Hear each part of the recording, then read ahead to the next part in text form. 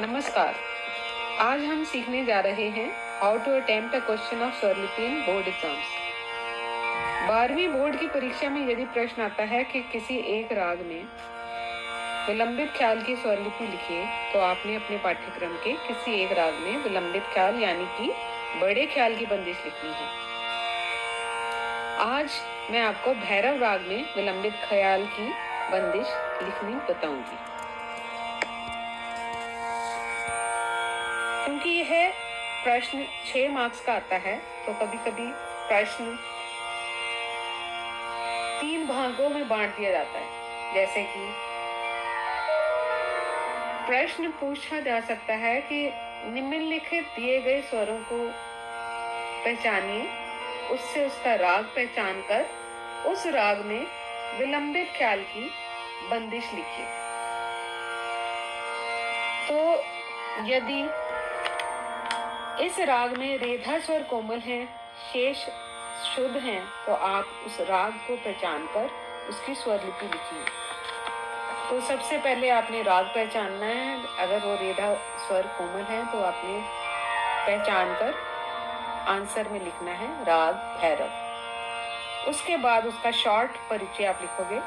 ठाट भैरव, जाति संपूर्ण संपूर्ण, स्वर रेधा कोमल, शेष स्वर शुद्ध, वादी स्वर धा कोमल, संवादी स्वर रे कोमल, गायन समय प्रातःकाल संधि प्रकाश, सुबह 4 से 7 बजे। उसके बाद आरोह अवरोह पकड़, आरोह है सारे गामा पाधा निसा, अवरोह सानी धापा मागा रेसा, पकड़ गामा धाधा पा गामा रे रे सा। और आरोह अवरोह पकड़ लिखते समय भी आपने रेधा स्वर कोमल कर देने हैं। समप्राकृतिक राग इसका कलिंगड़ा है। उसके बाद आपने बंदिश लिखनी है, उसके बोल लिखने हैं। स्थाई हरि तुम हरो निज भक्तन की पीर, अंतरा है तुम बिन कौन हरे उनके भव पीर। इसके पश्चात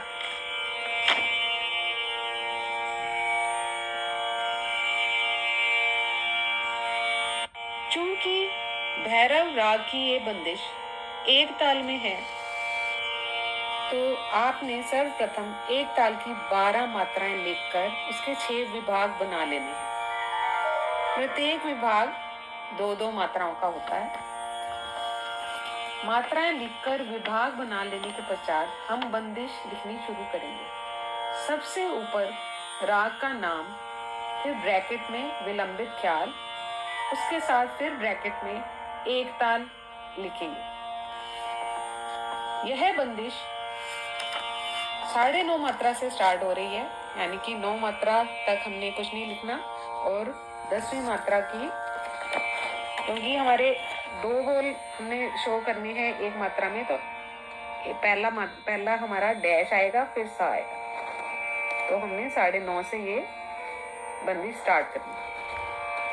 डैश सा, माँ डैश, गा मा पापा, धा डैश, पा डैश मापा, धा डैश पामा, रे रे, गामा पामा, रे डैश सा सा।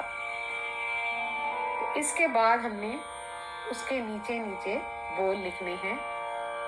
डैश ह री ई, एस एस तो म, ह एस रो एस, नी एस, ज एस, भ एस, अदक त, न एस, की एस एस एस, पी एस, र एस। इस प्रकार हमारी स्थाई कंप्लीट होती है। जैसे ही स्थाई कंप्लीट होती है तो उसके नीचे ताल के चिन्ह लिखने हैं। पहली मात्रा के नीचे, क्योंकि सम का साइन है, क्रॉस का साइन आएगा। तीसरी मात्रा के नीचे 0, 5वीं मात्रा के नीचे 2, 7वीं मात्रा के नीचे 0, 9वीं मात्रा के नीचे 3, क्योंकि तीसरी ताली आती है, और 11वीं मात्रा के नीचे 4। तो इस तरह से हमारी स्थाई कंप्लीट हो जाती है। इसके बाद हम अंतरा लिखेंगे। अंतरा हमारा 11वीं मात्रा से स्टार्ट होता है। मापा, धानी, सा डैश, रे डैश, सारे, गामा, रे सा, धा धा पा, गामा पामा, रे ए, सा सा, म डैश गामा पापा। तो इस तरह से स्वर लिख लेंगे, उसके बाद उनके नीचे बोल लिखेंगे। तुम बिन क एस न ह रे एस ऊन के एस भव पी एस एस एस एस एस एस एस र ह। फिर उसके बाद यहाँ तक हमने अंतरा लिखा, तो उसके बाद फिर हमारा स्थाई के ही मुखड़े के दो बोल आ जाएंगे। माँ डैश गामा पापा री एस एस तो म। उसके बाद हमने अंतरा खत्म होने के बाद सम का साइन, फिर तीसरी मात्रा पे खाली का साइन, पांचवी मात्रा पे दूसरी ताली का साइन, सातवीं मात्रा पे खाली का साइन, नौवीं मात्रा पे तीसरी ताली का साइन और 11वीं मात्रा पर चौथी ताली का साइन आएगा। तो इस तरह से ये हमारी बंदिश कंप्लीट होती है।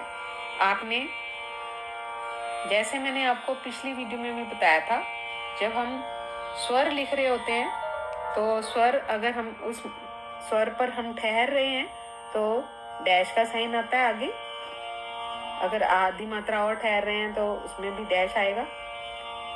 और उसी तरह जब हम बोल लिख रहे होते हैं तो बोल में अगर हम स्वरों पर ठहर रहे हैं, बोलों पर ठहर रहे हैं, तो बोलों पर ठहरने पर एस का साइन आएगा। हमने सारी स्वर लिपि लिखने के बाद इसमें साइन हमने करेक्ट लिखे हैं कि नहीं, ये चेक करना है।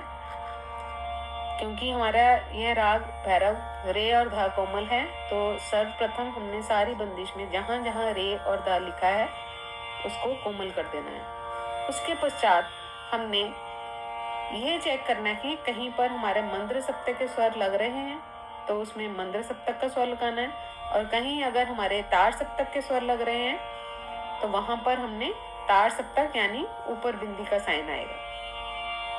तो ये आपने एक बार लिखने के बाद सब चेक कर लेना।